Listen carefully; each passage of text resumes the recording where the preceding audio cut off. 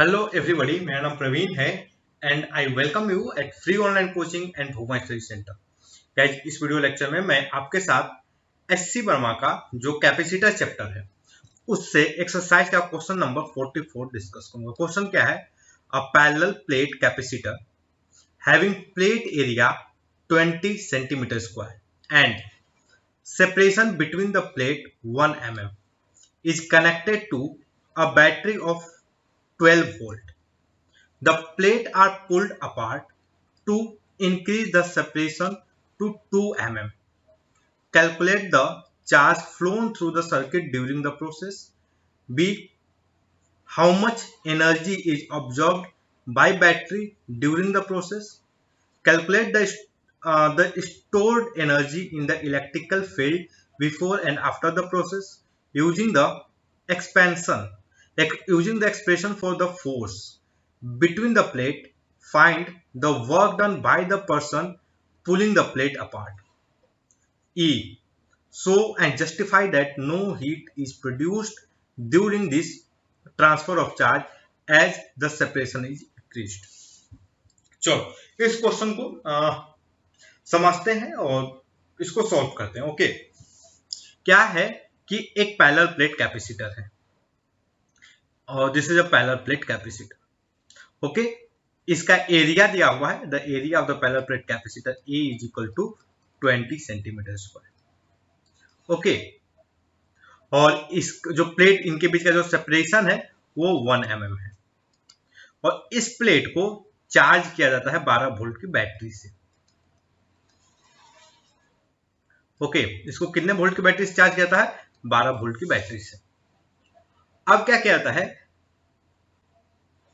अब हम क्या करते हैं कि ये जो 1 mm का सेपरेशन है ना, यहां पर जो शुरू में 1 mm का सेपरेशन था उसको हम इंक्रीज करते हैं, मतलब इस पे फोर्स लगाते हैं और फोर्स लगा करके 1 mm का जो सेपरेशन है उसको इंक्रीज करके हम 2 mm कर देते हैं, something like this. Okay, this is 2 mm। तो देखो फर्स्ट क्वेश्चन क्या है? तो फर्स्ट क्वेश्चन क्या है? Calculate the charge flown through the circuit during the process. इस प्रोसेस में सर्किट के थ्रू कितना चार्ज फ्लो हुआ। ओके, अब देखो this is the initial condition. Initially ऐसा रहता है, बाद में क्या होता है? बाद में हम इस सेपरेशन को इंक्रीज कर देते हैं। तो पूछा है कि सर्किट के थ्रू, ये जो सर्किट है, ये जो सर्किट है इसके थ्रू कितना चार्ज फ्लो हुआ ये बताना है। आई होप आप इसको समझ रहे हो। ओके, तो दूसरा क्वेश्चन क्या है? How much energy is absorbed by battery during the process. Battery कितना एनर्जी एब्जॉर्ब करेगा। ओके, समझ रहे हो? तीसरा क्या है? Calculate the stored energy in the electric field before and after. देखो this is the before the process. इस मतलब इस केस में ये जो स्पेस है, देखो इस स्पेस में इलेक्ट्रिक फील्ड एनर्जी होगी। आई होप आप इसको समझ रहे होंगे। ओके, इलेक्ट्रिक फील्ड में एनर्जी क्यों होती है? Guys please explain this. Why electric field has energy. Electric field के पास एनर्जी क्यों होती है या होती है, इसको आप कैसे एक्सप्लेन करोगे? मैं बोल रहा हूं इलेक्ट्रिक फील्ड के पास एनर्जी होती है। Explain it with a experiment. आप एक एक्सपेरिमेंट के थ्रू एक्सप्लेन कीजिए कि इलेक्ट्रिक फील्ड के पास एनर्जी होती है। ओके, तो देखो पहले ये जो बिफोर प्रोसेस है, मतलब इस केस में एनर्जी कितनी थी और इस केस में एनर्जी कितनी है, ये दोनों बताना है, ठीक ना? फिर क्या बताना है? Using the expression for the force between the plate find the work done by person pulling the plate apart. पूछ रहा है कि इस प्लेट को मतलब पुल करने में जो वर्क किया पर्सन ने, वो वर्क बताइए कितना वर्क किया। ओके, और फिर क्या करना है? Show and justify that no heat is produced during this transfer of charge as the separation is increased. बोल रहा है show and justify that no heat is produced during this transfer of charge as separation increase. ये जो process है उसमें कुछ भी heat produce नहीं हुआ, ये आप बताइए। ओके, चलो तो क्वेश्चन को हम सोल्व करते हैं। आई होप कि क्वेश्चन में बेसिकली करना क्या है ये हमने समझ लिया। ओके, चलो तो एक चीज देखो, अगर मैं c की वैल्यू लिखूं, देखो जो c1 है, तो जो c है बेसिकली क्या होगा, a epsilon naught by D हो। ओके, तो मैं a इज इक्वल टू ये है, d इज इक्वल टू क्या है, d is equal to 1 mm। तो मैं इसको इस तरीके से लिखा हूं, a को मैं इस तरीके से लिखूंगा, ठीक ना। Area a is equal to 20 centimetre, मैं बाद में वैल्यू रखूंगा, और d इज इक्वल टू ये, ठीक। तो देखो इस केस में, मतलब इस केस में c क्या है, दिस वन। ओके, और इस केस में c क्या होगा, बेसिकली c डैश जो होगा वो क्या होगा, basically a epsilon not divide by 2t। I hope आप इससे एग्री करोगे। ओके, तो what is the c dash, c dash is basically c by 2। Okay, चलो तो क्वेश्चन क्या है, फर्स्ट क्वेश्चन क्या है, calculate the charge flown through the circuit during the process. देखो इनिशियल कितना चार्ज होगा, इनिशियल इस केस में कितना चार्ज होगा, तो Q इज इक्वल टू क्या होगा, Q1 is equal to CV। इस केस में कितना चार्ज हो, मतलब जब ये चीज हो गया होगा तब कितना चार्ज होगा, Q2। Q2 is equal to C by 2V। Battery है भाई, बस बैटरी तो लगी हुई है। ओके, सो एक चीज देखो, इनिशियल कितना चार्ज था, इनिशियल डिस्चार्ज था, ये चार्ज था Q1, बाद में कितना चार्ज हुआ, Q2। तो फ्लो, चार्ज फ्लो, मतलब इसका मतलब क्या भाई, कि जो कुछ चार्ज है वो रिटर्न हुआ है, बैटरी में गया है।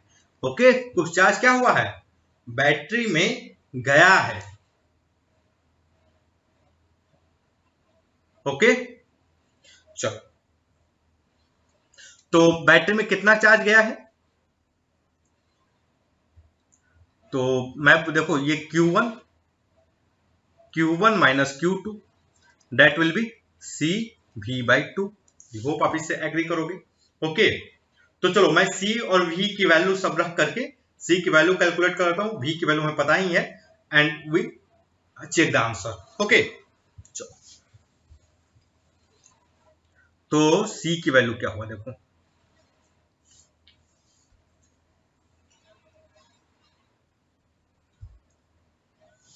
C इज बेसिकली क्या होगा, A मतलब 20 into 10 to the power minus 4 epsilon naught 8.85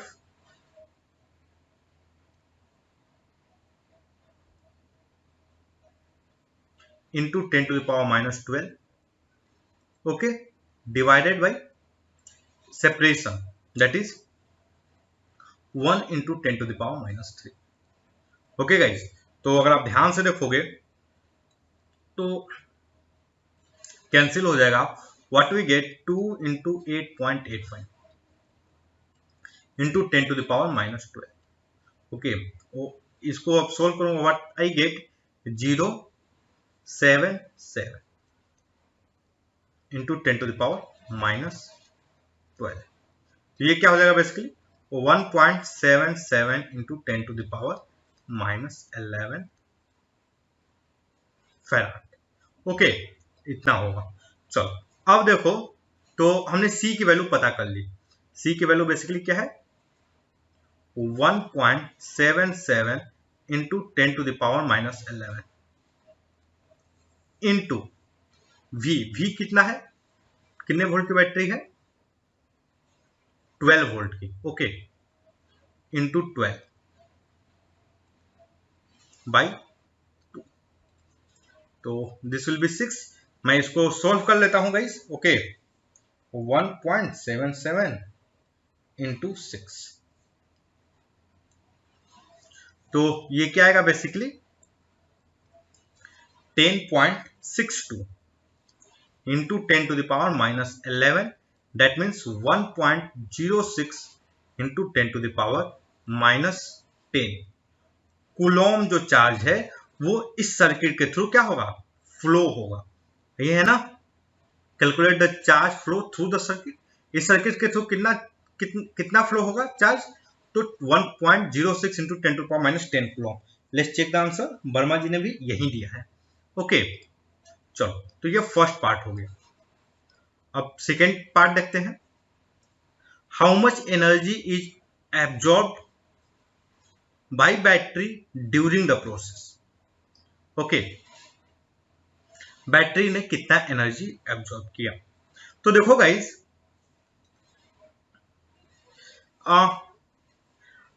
हम बेसिकली देखा है तो हो क्या रहा है कि यहां से चार्ज निकला, ठीक ना, ये चार्ज ने इस बैटरी को फ्लो मतलब बैटरी को क्रॉस किया और क्रॉस करके इसके पास गया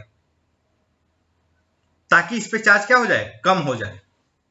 ओके, कुछ इस तरह यहां से पॉजिटिव चार्ज निकला, ये निकल करके इस प्लेट के पास गया। तो देखो ये जो चार्ज है वो इस 12 वोल्ट की बैटरी को क्रॉस कर रहा है, मतलब यहां पर इस चार्ज का पोटेंशियल कितना था, इनिशियल पोटेंशियल एनर्जी। तो देखो इनिशियल पोटेंशियल एनर्जी क्या था, 12 into 1.06 into 10⁻⁻10 initial potential energy. Final potential energy कितना था, ये था 12 इंटू 0 इंटू 1.06 इंटू 10⁻⁻10। ओके, अब ध्यान से देखो guys, initial higher potential energy था, फाइनल क्या है जी, मतलब ये हो गया। इसका मतलब क्या है कि ये बैटरी ने एनर्जी को एब्जॉर्ब किया। ओके, बैटरी ने क्या किया, एनर्जी को एब्जॉर्ब किया। ओके, कितना एनर्जी एब्जॉर्ब किया, तो 12। अब बात समझ, देखो ये पहले मतलब जो चार्ज था उसके पास इतनी एनर्जी थी, फाइनल एनर्जी कितना हुई, इतनी हुई। तो इसका मतलब जो चार्ज ने बैटरी को एनर्जी दिया, चार्ज ने क्या किया, बैटरी को एनर्जी दिया। ओके, और कितना एनर्जी दिया, तो 12 इंटू 1.06 इंटू 10⁻⁻11। तो इसको मैं जरा सोल्व करूं, 10। ओके, 1.06 इंटू 12, तो कितना एनर्जी दिया, मतलब बैटरी ने कितना एनर्जी अब्जॉर्ब किया, तो 12.72 into 10⁻⁻10 joule. Okay, I hope ये जो एनालिसिस है, देखो मतलब यहां पे क्या थे भाई, इसके पास ज्यादा एनर्जी थी, यहां पर जब पहुंचे तो एनर्जी 0 हो गई। तो भाई ये जो बैटरी है, बैटरी एनर्जी क्या कर लिया, एब्जॉर्ब किया कि नहीं। ओके, आई होप आप इसको समझ रहे होगे एनर्जी बैलेंस करके। चलो, थर्ड क्वेश्चन क्या है कि calculate the energy store in the electric field before and after the process. Okay, चलो ठीक है। सो ये देखो, हमने इस क्वेश्चन को जो सोल्व किया था, जब शुरू में एनालिसिस किए थे, तो हम क्या बोले थे कि भाई देखो इस पे कितना चार्ज है, इस पे जो चार्ज होगा वो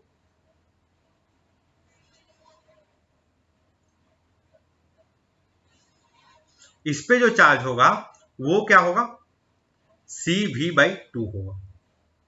ओके, इस पे चार्ज क्या होगा, CV/2, और इस पे चार्ज कितना होगा, इस पे चार्ज कितना था, पहले केस में कितना चार्ज था, इस पे पहले केस में चार्ज था CV। ओके, चलो, तो इनिशियल एनर्जी कितना होगा, initial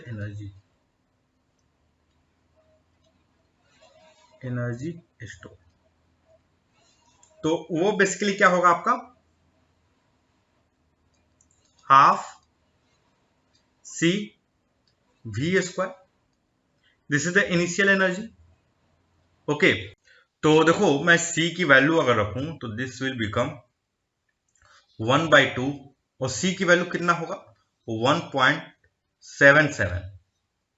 okay, 1.77 into 10⁻⁻11 into V कितना था आपका, 12 वोल्ट। तो मतलब 12 का स्क्वायर।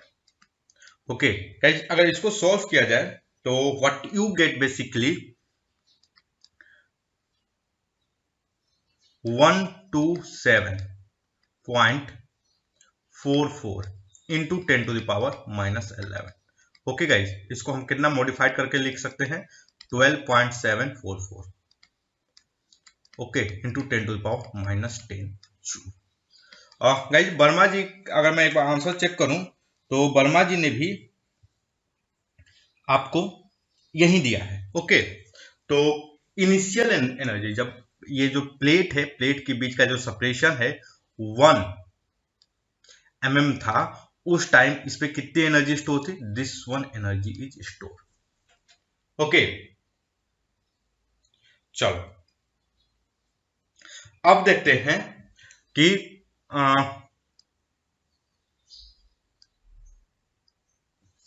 अब देखते हैं कि जब इसका सेपरेशन बढ़ करके 2 mm हो गया, ये जो सेपरेशन है कितना mm हो गया 2 mm, तब इसके पास कितनी इलेक्ट्रोस्टैटिक एनर्जी स्टोर थी।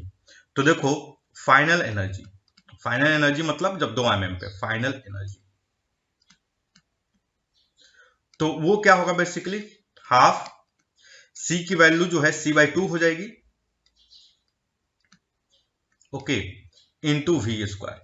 सो गाइज अब ध्यान से देखोगे, ये जो बेसिकली है, अगर मैं इसको इस तरीके से लिख सकता हूं 1/2 CV² इंटू 1/2, और इसकी वैल्यू हमने कैलकुलेट की थी, ये वैल्यू कितनी आ रही है 12.744 इंटू 10⁻⁻10 ओके डिवाइडेड बाई 2। तो ये बेसिकली क्या आएगा आपका, ये आएगा आपका 6.35 ओके 6.35,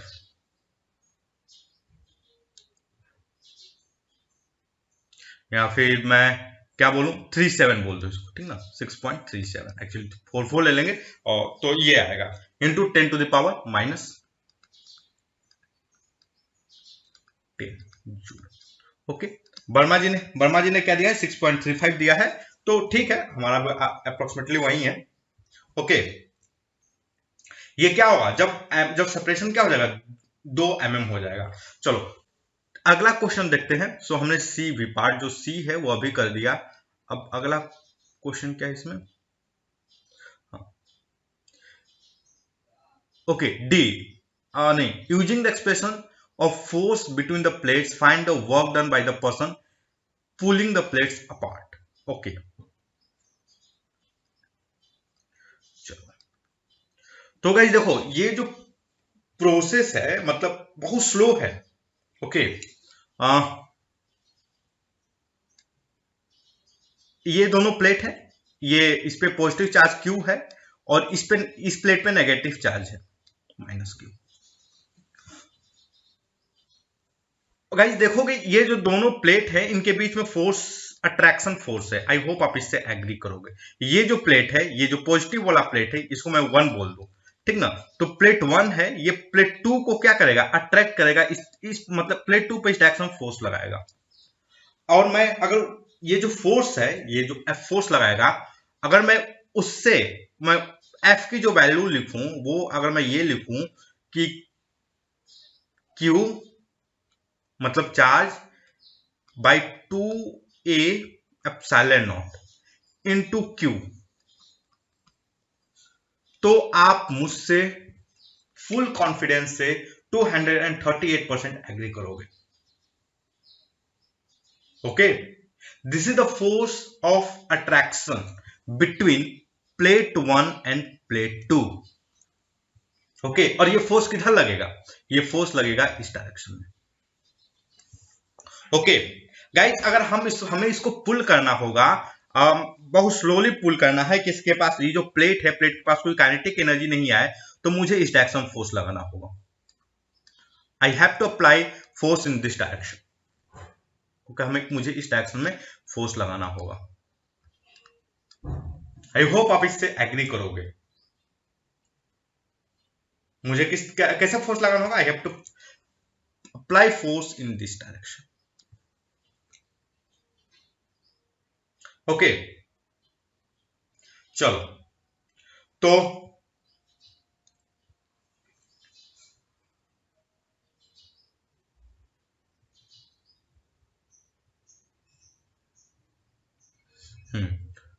और ये इस फोर्स की वैल्यू कितनी होगी, ये अगर इस फोर्स को मैं एफ ई बोलूं तो F person, F by person is equal to F E. Okay okay, अब देखो ये जो एक्सटर्नल पर्सन है, ये जो पर्सन है, इसके कारण वर्क कितना होगा, देखो इसके कारण जो वर्क होगा वो basically F into D S होगा, क्योंकि इसमें देखो इसमें, और ये फोर्स क्या है, ये नहीं, ये कांस्टेंट तो नहीं है, ये फोर्स क्या है, कांस्टेंट तो नहीं है, not constant. Okay, this force is not constant because जो क्यू है, क्यू की वैल्यू चेंज होती रहेगी। ओके, तो देखो ये इस फोर्स के कारण जो, अगर मान लो किसी टाइम पर इसका डिस्प्लेसमेंट डी एक्स होता है, ओके, डी एक्स इसका क्या है, ये जो सेपरेशन किसी टाइम पर एक्स है और इसका जो डिस्प्लेसमेंट है डी एक्स होता है, so what is the work done by person, that is D W is equal to क्या होगा, एफ डॉट डी एस। और ये देखोगे ये जो आएगा पॉजिटिव आएगा, बिकॉज फोर्स, ये आदमी इसी डायरेक्शन में फोर्स लगा रहा है ये पर्सन, और डिस्प्लेसमेंट में क्या हो रहा है, इधर ही हो रहा है, so this work done is positive, so external agent is doing positive work on the plate. Okay, चलो तो अभी क्वेश्चन में क्या था कि find the work done, let me check the question.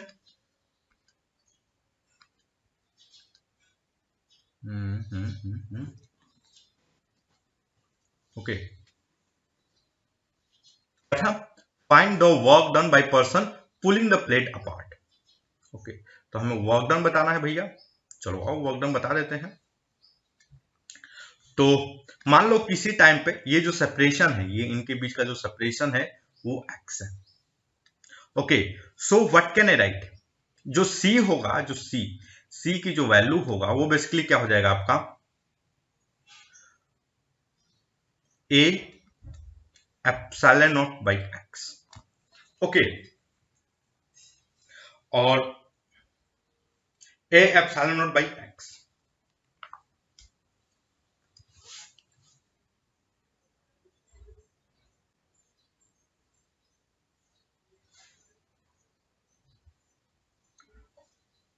Okay, so what will be the q is basically a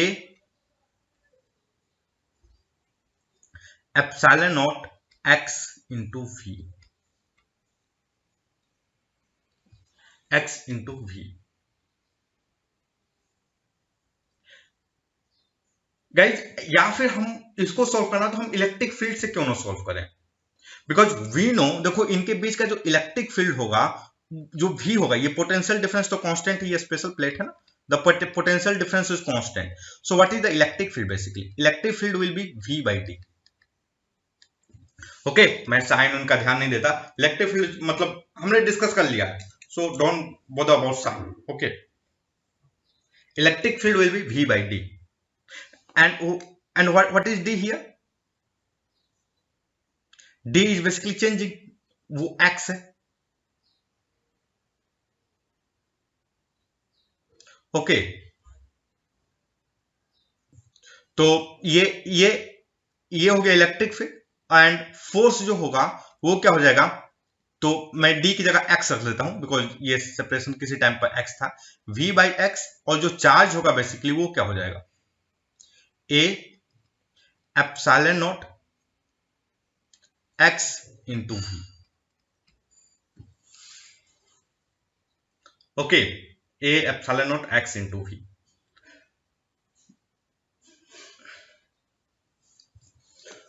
okay guys, तब भी I don't think कि फोर्स पे कोई फर्क पड़ने वाला है, expression is going to be same. Actually मुझे लगा कि यहां से लंबा चौड़ा एक्सप्रेशन नहीं लिखना पड़ेगा, but it is going to be, it is going to remain same.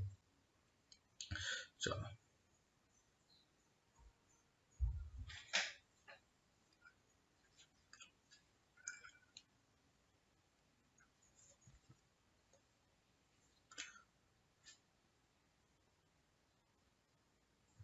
So guys देखो, मतलब इस तरीके से लिखे, अगर यहां से फोर्स लिखें तो थोड़ा सा आसान हो जाएगा।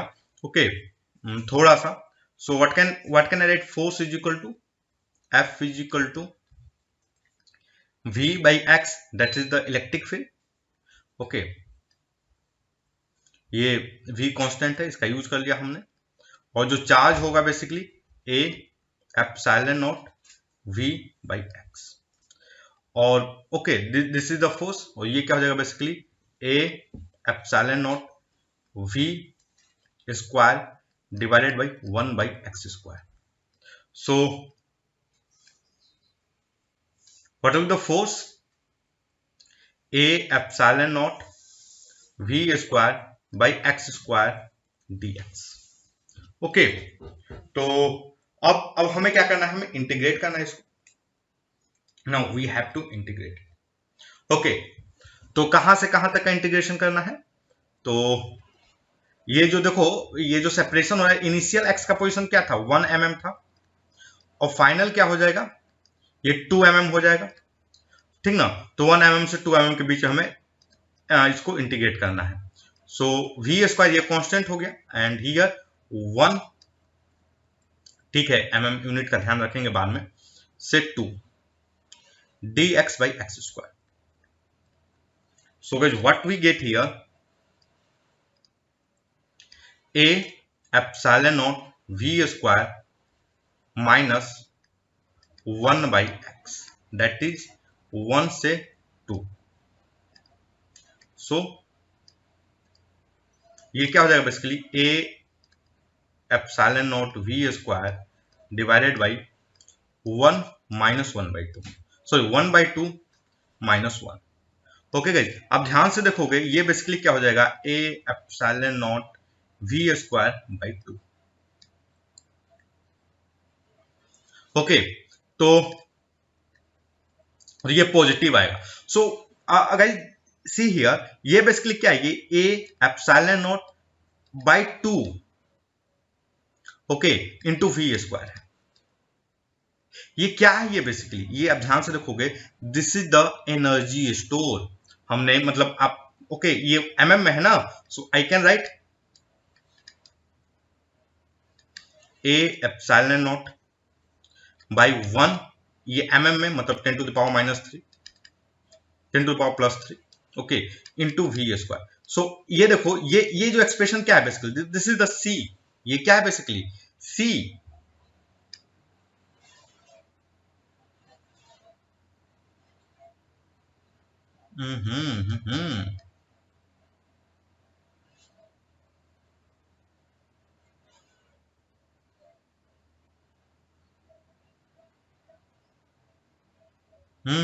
यहाँ यहाँ यहाँ पर क्या रहेगा? यहाँ पर 2 रहेगा। ओके,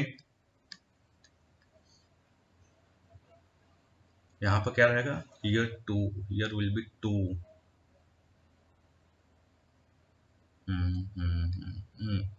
एक चीज गड़बड़ है इस केस पे, यहाँ पे जो आएगा इसकी वैल्यू 1/2 रहेगी। ओके, यहाँ पे इसकी वैल्यू क्या रहेगी? 1/2। ओके, यहाँ पर आएगा 1/2।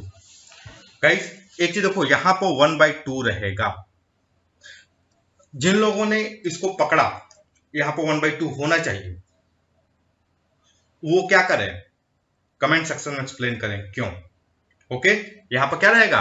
Here it is going to be 1/2। So आप ध्यान से देखो, ये क्या हो जाएगा बेसिकली? 1/2 इंटू ये जो टर्म आएगा, ये बेसिकली क्या है? C है, ये यहां पर ये वाला। तो 1/2 C V स्क्वायर बाई 2। तो गाइज इसकी वैल्यू हमने कैलकुलेट की थी, क्या आ रहा था? 12.7 into 10 to the power minus 10 joule. Okay, और इसका मतलब ये इसकी वैल्यू क्या आ जाएगी? इसकी वैल्यू आएगी 6.35 into 10 to the power minus 10 joule. So what is the work done?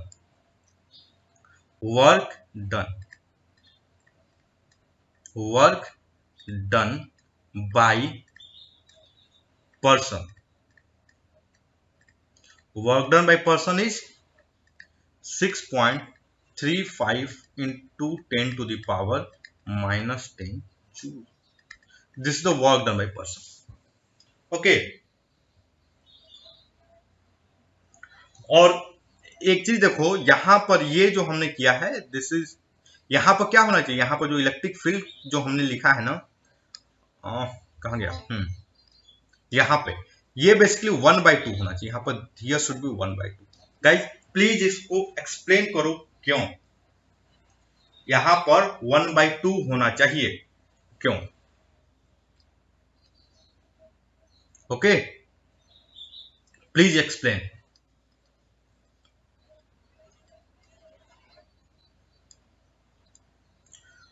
Okay, देखो अगला पार्ट क्या है क्वेश्चन का, क्वेश्चन का जब नेक्स्ट पार्ट देखते हैं। तो देखो, show and justify that no heat is produced during this transfer of charge as separation is increase, कोई भी हीट प्रोड्यूस नहीं होगा। ओके, जैसे सेपरेशन का इंक्रीज होता है।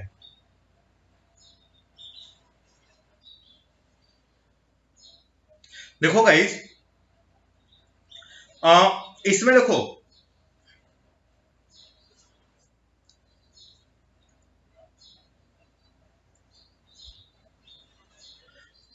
एक चीज देखो, आप जो इस क्वेश्चन कर रहे होगे,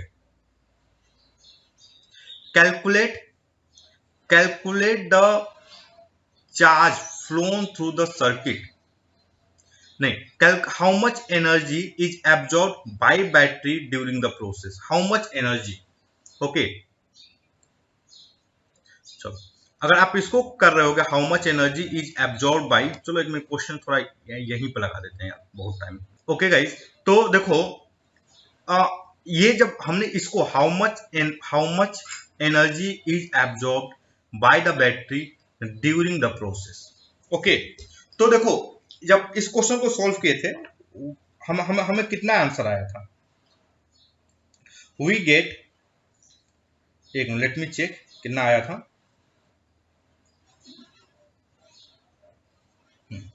तो हम हमारे पास कितना एनर्जी आया था, 12.7 into 10 to the power minus 11 joule. This much energy is absorbed by battery. इसका मतलब क्या है कि capacitor has released, capacitor has released this much of energy, this much amount, this much of energy. Okay, I hope आप इससे agree करोगे, capacitor ने इतना एनर्जी रिलीज किया। ओके, देखो कैपेसिटर के पास इनिशियल एनर्जी कितनी थी, इनिशियल एनर्जी कितनी थी, इनिशियल एनर्जी कैपेसिटर के पास कितनी थी, वो थी आपकी 12.7 into 10 to the power minus 10, and this is 10 basically. okay, minus 10 joule. Okay, अब देखो जब इसका ये कब था, when separation is 1 mm, capacitor के बीच जो प्लेट के बीच का जो सेपरेशन है दैट इज 1 mm। देखो फाइनल एनर्जी कितनी हो गई, फाइनल एनर्जी वो थी आपको 6.35 into 10 to the power minus 10 joule.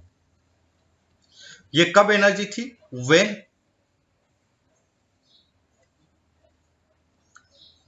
ये कब एनर्जी थी, ये एनर्जी तब आई जब जो प्लेट के बीच का जो सेपरेशन हो गया 2 mm।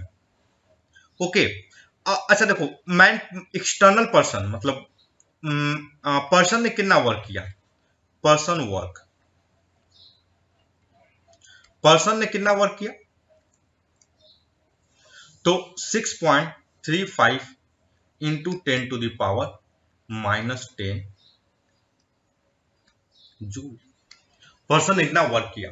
गाइस अगर ध्यान से देखो तो बेसिकली हुआ क्या कि ये जितनी एनर्जी थी, जितनी भी, अगर आप इसको एनालिसिस करो कि जितनी एनर्जी स्टोर थी बैटरी में, जितनी एनर्जी क्या थी स्टोर थी बैटरी में, उतनी एनर्जी किसके पास चली गई? बैटरी ने एब्जॉर्ब कर लिया। उतनी एनर्जी जितनी कैपेसिटर में जितनी एनर्जी स्टोर थी वो सारी की सारी एनर्जी को किसने ले लिया? बैटरी ने। ओके, अगर मैं इसको ब्रेकअप करना चाहूं पूरे प्रोसेस को, और जितना पर्सन ने वर्क किया, जितना पर्सन ने वर्क किया उतना एनर्जी क्या हो गया? स्टोर हो गया। ओके, तो देखो अब हीट को प्रोड्यूस करने के लिए we need energy, some extra energy, तभी हीट प्रोड्यूस होगा ना। तो मतलब एक्स्ट्रा एनर्जी बचा नहीं बचा, तो हीट कोई प्रोड्यूस होगा? नो। तो show and justify that no heat is produced during this process during this transport charge as the separation is increased, so there heat is not going to produce here. Okay, so that's all guys. I hope कि ये जो video lecture है ये आपके study में helpful होगा। And guys, if you like my video then don't forget to subscribe my YouTube channel free online coaching and Bhagwan study centre. Thank you for watching, have a nice day.